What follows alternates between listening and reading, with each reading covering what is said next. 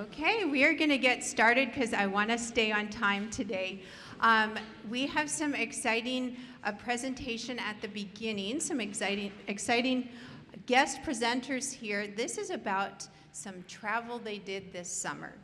And I want to let all of you know this is a plug for our scholarships, okay? I do scholarship, I accept applications and process them. All of the music faculty read these applications over and make decisions, and we give away $3,000 every year. I start accepting these applications in November. Usually by March is the last you can turn them in, okay? The sooner the better. But I want you to start talking to your teachers and thinking about where are places I could go either during the summer or maybe it's something during the school year. It could be a festival, it could be any kind of conference or a music-related, has to be music-related, it has to tie in to your studies here. A place for you to grow spiritually, musically, academically, any of those things, and you just put in how much it's gonna cost, where you want to go and why you want to do it, and then you send that in to me. Yeah, and the music department has the info as well, so you can ask them. They have it right in their file drawer in their office. Okay, so we're gonna have a little bit of a report about what we did last summer. I happen to be there too. Okay, but this is from Naomi and Madison. They're going to talk about what they did with their scholarships that they were awarded.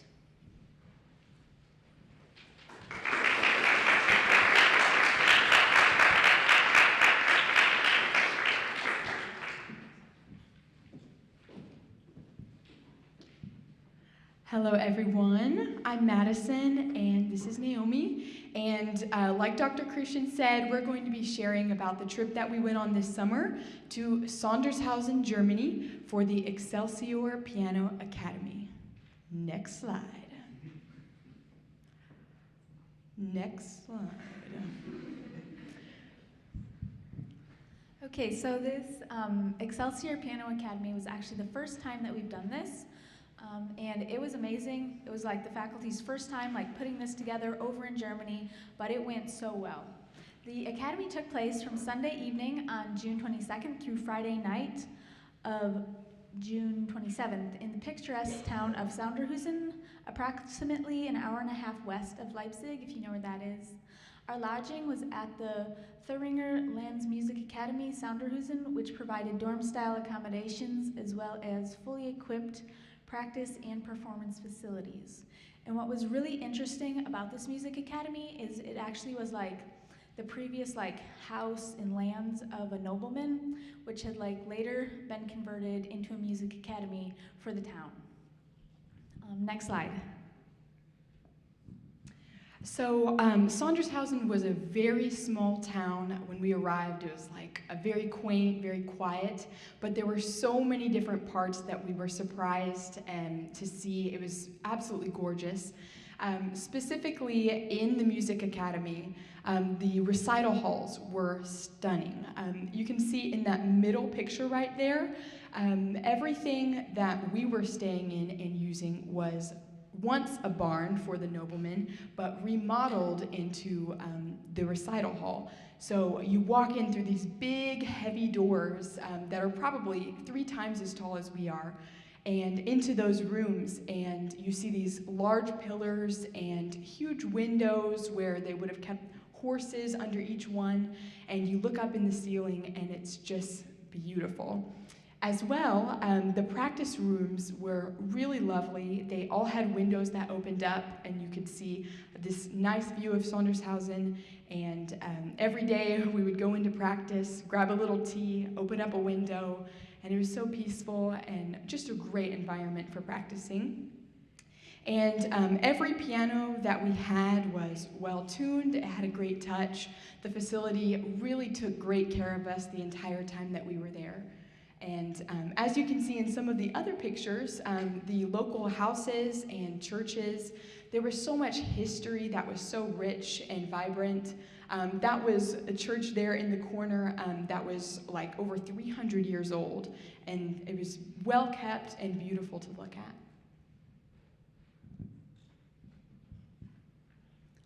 We were honored to be taught by 5 distinguished Christian piano faculty from both the US and Europe.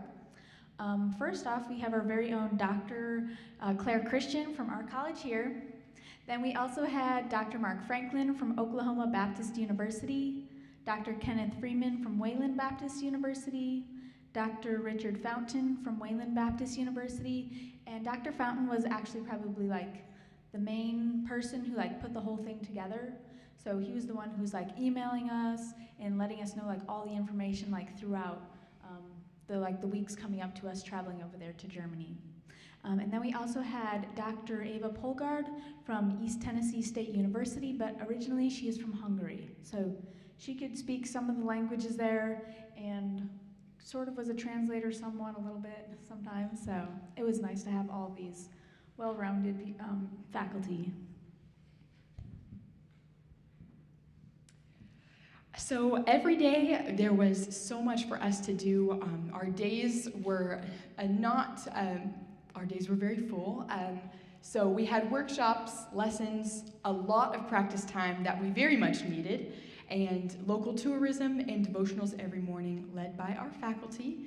And something interesting about the academy was it was not only just for us as pianists, but also for piano instructors and learning how to do that. So some of our workshops were on piano pedagogy, and we had hands-on working with different, what would this child be like, and how would we work with this kind of group or class. So everything that we did was intentional and for a reason, and it helped us grow so much. Part of the local tourism, if you see that picture right there, that's of Weimar, which on Wednesday is a place that we got to go and visit, and Naomi will tell you more about that. So in Weimar, we got to visit Liszt's house. So he lived in his house from 1869 through 1886. This was like his original house that he had lived in, and everything that was in there had been preserved either exactly from when he lived there, or a few things did have to be replaced. For example, the curtains were not the original ones. Even though they look exactly the same, we were told that people used to smoke a lot, so they smelled bad and they took them out. But other than that, it's all the same exact way that Liszt would have had it there. So some of the notable artifacts that was kept in the room, we got to see Beethoven's death mask that Liszt carried with him when performing, I guess as his good luck charm or something, I don't know. But several pianos, and there were also several pianos on which he practiced and which students would play for him, and religious paintings that he had over his bed and over doorways, and also in his house he had like a lot of different artifacts that different noblemen and other like important people had given him and to thank him for like the music and the service that he did throughout his life. And this is just a picture we wanted to throw in here. This is Liszt sitting there at his desk. This is the exact same home that we actually got to go in and take a look at. So it was just really cool to put it all into perspective. Like, this was a real person who really did compose and perform, and just to see all of it was so surreal.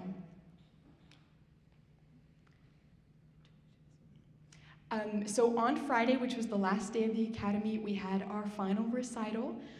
It was kind of the culmination of everything we had worked on up to that point. All of our practices and all of our lessons, we had kind of worked on this specific repertoire. So the recital was open to the public, so we did have a couple people from the town that came in and listened, and they talked about afterwards how much they really enjoyed it, and they were so glad that we had put this on. And each of us had played a piece at the recital that we had worked on throughout the entire week. And then the faculty at the very end blew it out of the waters and played some insane duets. And oh my goodness, they were so incredible. And I'm so glad they played after us because that would have been hard to follow up. So we received a lot of instruction that was very significant to music and how we incorporate it in our lives, both in college and after. We learned how to incorporate our faith with our love of music, music careers, and sharing music with others. The teachers would kind of give us, they incorporated it with their devotions some of the times, and they'd give us examples of Liszt and other composers, how they would make music to worship God and just to share his love with everyone else through music. And we were provided with examples and ways that we could do that. We also got to meet other pianists from other parts of the country with different backgrounds, became friends with them, and just got to learn a lot from each other.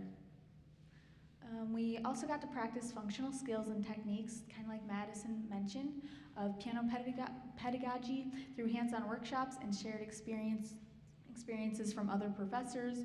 For example, one of the more interesting workshops we did was each student would receive a little thing on a piece of paper that would tell them how they were supposed to mess up as a piano student, and then it was the job of the other student who was playing the instructor to fix that problem. Either it was they wouldn't talk very much, or they were sitting too far from the piano, and it was just kind of helpful just to learn how to recognize different patterns in younger players and how to correct that in a kind way. So this week that we had gone to was so developmental in our lives as pianists and just as overall musicians. We both participated in master classes, which most of you are familiar with those, but if you're not, it's where you play on stage and you essentially get a lesson from an instructor while people are watching in the audience, which can be a little nerve-wracking, but it was so good for us. And the instructors did a fabulous job of sharing and giving us really great advice on things to work on. We also did one-on-one lessons with every individual instructor. So every day we had a different lesson with someone else. So it was very well-rounded because we got so much different input on the same piece. And of course, listening to the performances by the faculty, just having exposure to different types of music that they played for us, it was just very eye-opening to what we could be capable of doing someday. And there were so many different songs, pieces. Pianists play pieces, Dr. Christian. There were so many pieces, and they were all of different genres. It was very cool. Here's some of the pictures that Madison took. She's the better photographer of us. So some of these were, one of those was a bakery. What was also very interesting was that no one in this town could speak English, or there were very few. So we'd go to these nice, cute little shops, and we would have to try to use sign language or something to show the person at the register what we wanted and how we wanted it and things like that. So it was just really fun, and everyone there was super sweet and very nice and welcoming. So it was an amazing experience. And that is everything from our presentation, but we did want to give a huge thank you to Dr. Christian for all the work that she put into making this happen. We would have been so lost without her, kind of literally. There were so many times she was directing us and telling us where to go, when to go, and she was always 5 steps ahead of everything. She was in charge of giving us all of our information, and we are just so thankful that she was there to be there with us and also to help us through our journey. So thank you, Dr. Christian.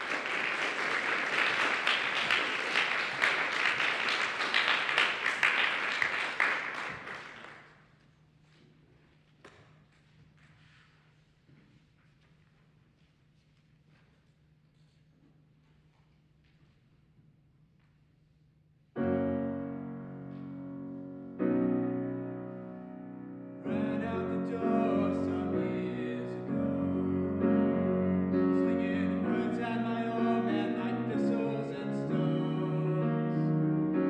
Said no need to worry, I'll never come home. Mama crying, don't go as I race down the road. Straight through to Sunville, I kept up the pace, till darkness embraced me and I lost